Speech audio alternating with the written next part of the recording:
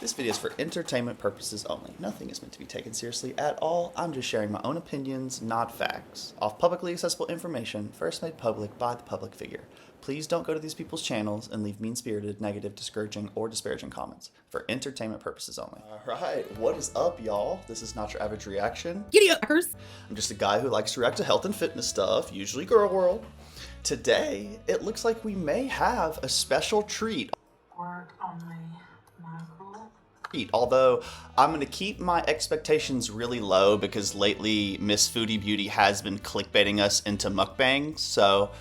But it looks like this video might be some sort of historical type of informational stuff about how one Syrian town sparked a civil war. That's the title of this video. So, some interesting things about Foodie Beauty. There have been a couple of channels, Garlic Bread and Bad Seed, who have pointed out the fact that the tile on the floor in Sasa's school, Sasa is the young woman who Foodie used to grift PayPal donations. And so seemingly Sasa's school has the same floor as Foodie Beauty's floor. And we all know, you know, a Foodie Beauty response is going to be like, well, they can't have more than one of the same floor in two different buildings, right? She's going to, I mean, that's the obvious go-to, right? I think if you are on the edge of thinking Foodie Beauty is a grifter or not, I think if you're aware of like the Tammy and Amberlynn lore going on right now, Foodie Beauty is basically always Team Amber. You know, she's like, F Tammy, she's weird, all she wants is clout. It's like, okay, y'all, is clout that addictive if it's not followed up with any type of financial gain, right? Like, what is being popular going to gain anybody if they don't get money, right? It seems like to me the whole Tammy thing is just her kind of like venting her frustrations and just kind of letting Amber have it the only way that she really can give it to her. In any normal situation, this would probably be super foul family behavior, but it's Amberlynn Reed. But we're talking about Foodie Beauty, but yeah, so she most likely has gotten caught faking Sasa's school. And, you know, I recently got monetized and I haven't really checked all that much, but I tell you what, it seems like I'm making similar, if not more, views than Foodie. Not saying like every one of my videos is doing better than Foodie's, but I put out a video every single day, and adding all the videos up per week, I'm most likely getting more views than her. And let me tell you, looking at my AdSense, this is a broke bitch right here. She has no fucking money, y'all. If she is relying solely on her YouTube AdSense, this bitch is broke, and there's a reason why she's grifting all this stuff, you know. Because her videos are just so boring. There's no drama in it anymore. The only redeeming quality Foodie Beauty had for a very long time was the fact that she would, you know, crash out at her chatters and do crazy mukbangs and fart on camera and like all this stuff. And now that she's just like doing this stupid, you know, child and animal, you know, donation grift, there's nothing else redeeming or interesting really about Foodie. So, but we'll see. Maybe she's turning over a new leaf with this new video. I got her at 1.5 speed, I believe. Let me triple check. We're good to go. All right, let's get it. I'm taking you guys here today to show you the birthplace of the Syrian Civil War. You know, so what can they do? Where can they go? Like, these were their homes. The buildings are just littered with bullet holes.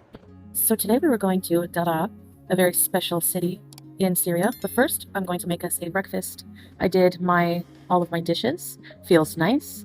And I'm making some indomie, some tea, and the eggs are pretty much ready.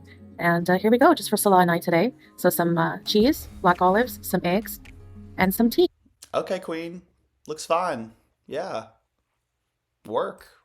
And here is my teacup of the day. You know, As much as I don't like this woman, I do like the stuff that's in Salah's house. It's pretty pink. Oh, something else that's interesting is Foodie has like seemingly like separated herself from Salah on YouTube, like no longer saying that this is like her house, it's Salah's house, kind of like trying to imply, I think, that she doesn't actually live here, that she's just visiting so that she can like do some, you know, slimy, shady stuff with her money, I'm sure. And very nice. Got my water.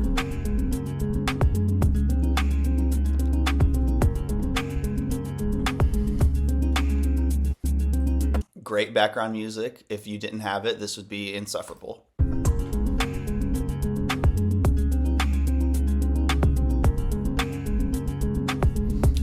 She's doing good. Hi, guys. She's trimming up her frame. So like nowadays, and this is the educator coming out in me, like trying to get people to pay attention to when you're teaching stuff. It's like you really want to keep people's attention every like 3 to 7 seconds. It used to be like 7 to 15 seconds, but if you really want people to pay attention, you've gotta stimulate like as many senses as possible, and you have to continuously change what their eyeballs are looking at. Otherwise, just the attention span of people these days, you guys, is, and that's including me.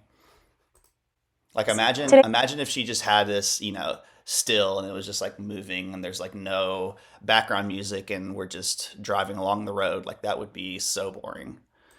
We are in It's crazy that she's just out here full body. I mean, work, I guess. Syria.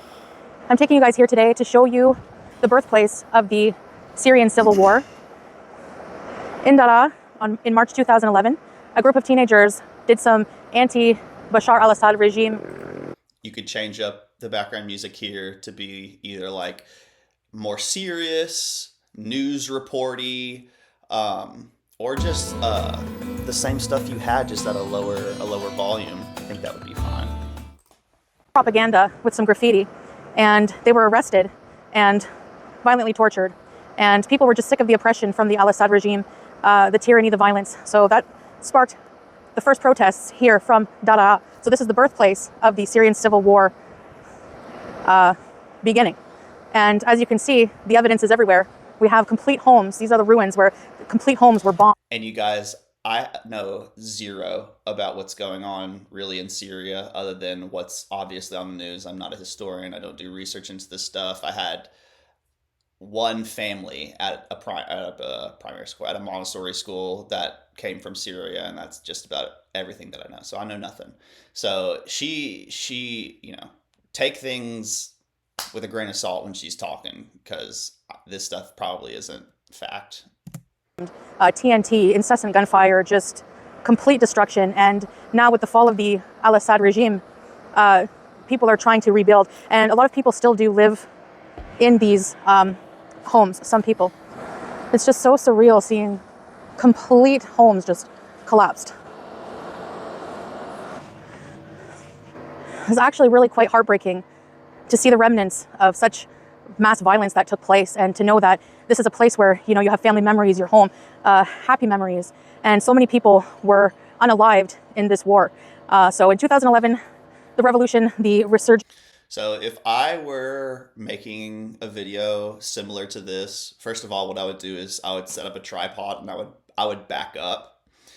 And I understand he's trying to like create motion, right? So maybe that you're not getting bored of just her, but like what you can do, instead of creating the motion like physically with the camera, which can sometimes make some people kind of like nauseous, just back up, set up the tripod, and then in editing, you're going to zoom in, and then you're going to pan, right, from right to left.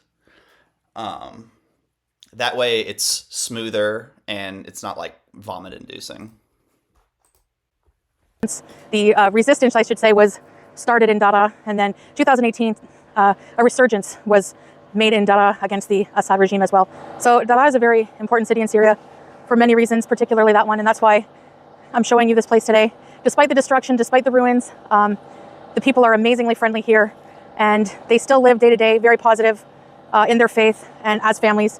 And you know, to make it so that things can go a little bit smoother, I think it's very hard to just talk off the top of your head, right? I would just, me personally, walk around with the camera behind me or the camera planted and like zooming in. And I would just walk around and then do a voiceover after. That way I could, be very particular with the words that I use, and things can be a bit smoother. There's at least, Unlike in the reactions where I have no plan or script and I just turn on the camera and start yapping. light at the end of the tunnel now for everyone here in Dada, and hopefully the rebuilding will commence and go on. Actually, as we're filming, somebody is cleaning out some rubble from their home here. The water tank means somebody's living there. We have some bullet holes here. You can see that. Something obvious I think that me and some other people have been thinking about is like, how, like, say this was your house and, you want to like clean it up. There's no like street signs or whatever. They said all that. How can you claim any type of territory confidently without like someone else just coming in with a gun? I probably shouldn't have said that. And forcing you to leave. Like, I can't help but wonder if like that was like low key the scenario going on with Salah, and like a bunch of people were like renting out his house. Like, was that the case, or did they do something shady to get that house? I wouldn't be surprised if they did something shady. This looks like it was completely just bombed. Based off the history of these people, not just because I'm a hater or whatever. Caved right in. All right, I'm going to talk over what I originally said in this clip about the traditional black stone architecture because I was wrong. Blackstone. Well, see that. Yeah, there's nothing wrong with that. Voiceovers are probably better anyway because you don't have to have the plan right then and there of what you're going to say. It's actually a form of architecture called ablak, which alternates between black and white stones to create striped patterns. The black stone is made of basalt, which is a volcanic rock, and the white was usually limestone. This form of architecture started in Syria around the 13th century, post-Islam. Some of these stones are hundreds of years old. It started from this area. The revolution started from this area? That's why it's fully damaged. Look there, wow. Hold on. Oh, look.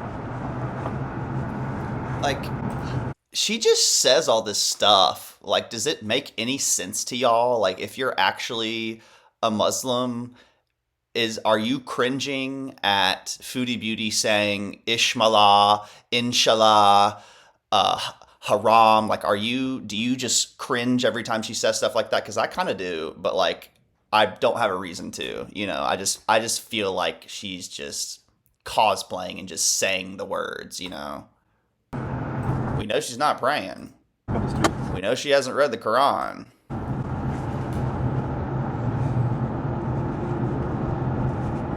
It's sad. I was telling Salah, like, I'm surprised to still see people, living in these ruins. But, I said, what can they do? Where can they go? Like, these were their homes. And they don't want to leave their homes. And they can't. A lot of them can't. All that rubble. Wow. Very sad.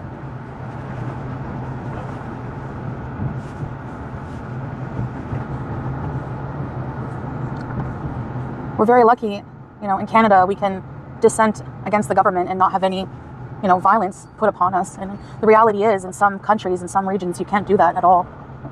And this is the result of that. And Foodie is choosing to live here. This mosque was fully bombed. They rebuilt it. Oh, nice.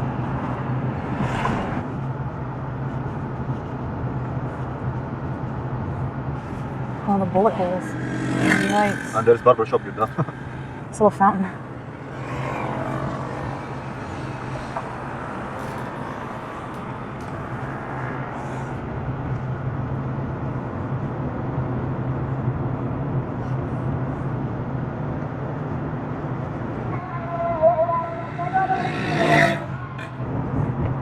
What did you say about the valleys? It started here? This area called Al-Balad. Al-Balad? Look. Oh yeah, I got that on the way up.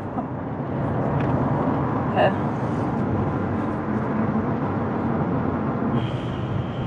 It's crazy. Some people still living, some people not.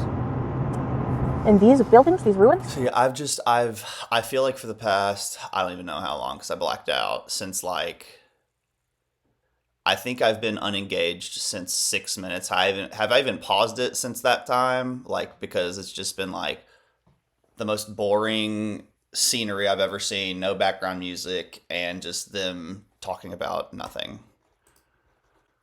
Come on, girl. Wow. They find some spots. Yeah. They fix it and they sleep in it. Oh.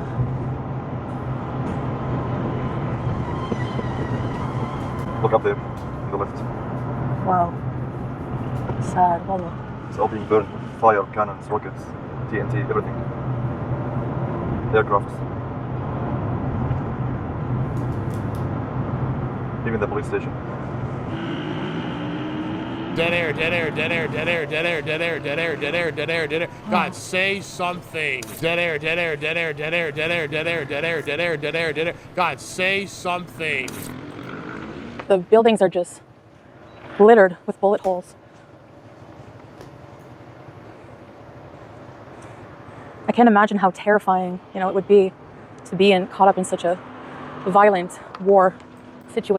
I mean, you're literally right there, girl. What the fuck you talking about? They like, what are you talking about? It's a safe in the area, but it's supposed to be. Yeah, that's why we're going at night. I'm just saying, it's not like Syria, I'm not saying Syria is as safe as the US. I'm just saying that those kind of things do happen as well elsewhere. You don't really know the vibe. We know the vibe. You kind of live in it, right? It's like entire, huge holes in the walls. You can see where, bombs or cannons completely destroyed everything. These are like entire blocks of streets. It's just crazy.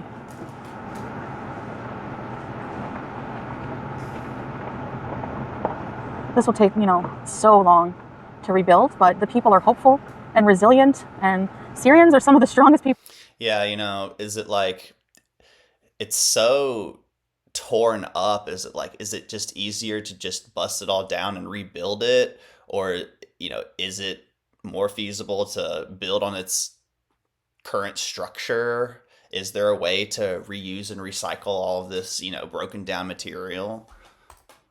In the world with what I mean, yeah. we've had to endure, and I know that If they could just have some sort of, factory where they could recycle a ton of this stuff. I know I'm speaking in the most simplest terms, and it's never that easy, right? But in my head, recycling stone and stuff like that may be super helpful for this kind of area.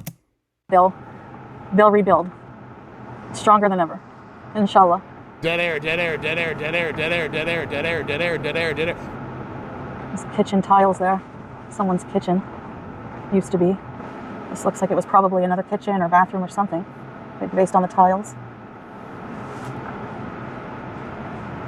Syrian people did not deserve this.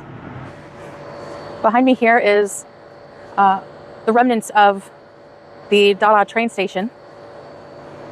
You can see kids playing on the locomotives. This also casualty of the war, non-operational. The train's just stopped right in its tracks pretty much. Whatever it was carrying that day, who knows what's in those.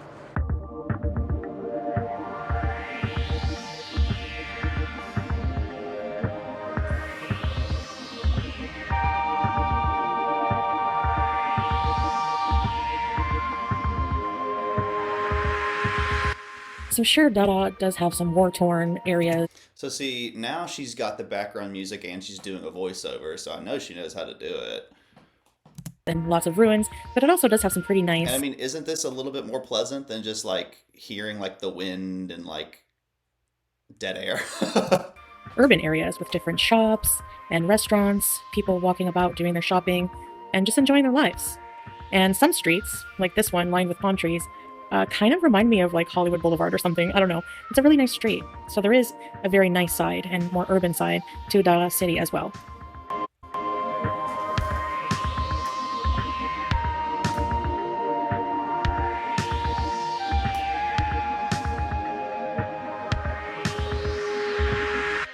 So what we are driving around here is called Panorama. in Dara City, and it's a place people hang out at night.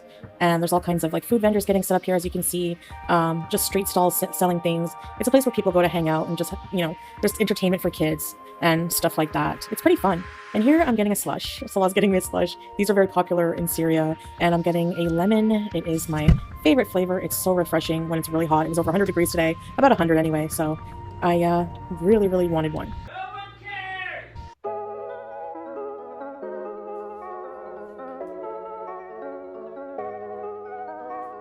Giddy up, hers. Okay.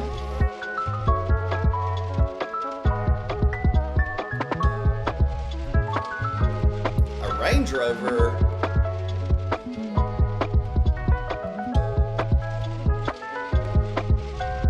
Alright guys, so as you can see, there is the ruins part of Dara. Dara City is the birthplace of the revolution of the Syrian civil war in 2011. And there's also shops and a more, you know, city non-ruin areas where they have shops and stores and stuff like that. So thank you for watching this video and for coming to Dara with us here in Syria. Very important city and wonderful people, and we're gonna hit the road now and skedaddle. So thank you so much for watching, and we'll do a lot more videos showing you some of the history of Syria. Sure, girl, whatever. I enjoyed this video a lot more than a mukbang. I will say that. Mukbangs are just absolutely insufferable. I want to give her a positive on, yeah, she's using more background music. If you can, stabilize the camera. Sometimes there's like a setting in editing where you can like stabilize like motion or whatever. That might help a little bit. Also, you could probably stop using, you know, children with disabilities and, you know, cats that are like homeless to grift PayPal donations. That would be great. And besides that, yeah, I think that's all I got to say about this chick. I hope y'all having a good one, and I'll catch you later. Thanks for watching. Like, dislike, comment, and subscribe if you want.